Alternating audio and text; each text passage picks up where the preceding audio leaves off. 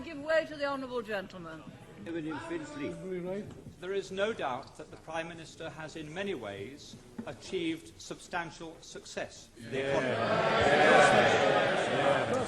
There is one statistic that I understand is not, however, challengeable, and that is that over her 11 years, the gap between the richest 10% and the poorest 10% in this country has widened substantially. That's right. How can she say at the end of her chapter of British politics that she can justify many people in a constituency such as mine being relatively much poorer off, much less well housed, and much less well provided than it was in 1979?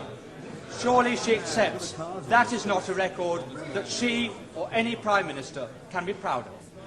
Mr. Speaker, all levels of income are better off than they were in 1979.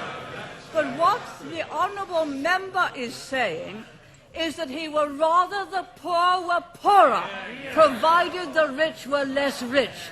That way you will never create the wealth for better social services as we have. And what a policy! Yes, he would rather have the poor poorer, provided the rich were less rich. That is the Liberal policy. Yes, it came out. He didn't intend it to, but he did. I give way to the honourable gentleman. I'm extremely grateful. The Prime Minister is aware that I detest every single one of her domestic policies, and I've never hid that. And I think that the honourable gentleman knows that I have the same contempt for his socialist policies as the people of East Europe who have experienced it have it for theirs. I think I must have hit the right nail on the head when I pointed out that the logic of those policies are they'd rather have the poor poorer. Once they start to talk about the gap, they'd rather the gap were that. Down here. That. Not that. But that. So long as the gap is smaller,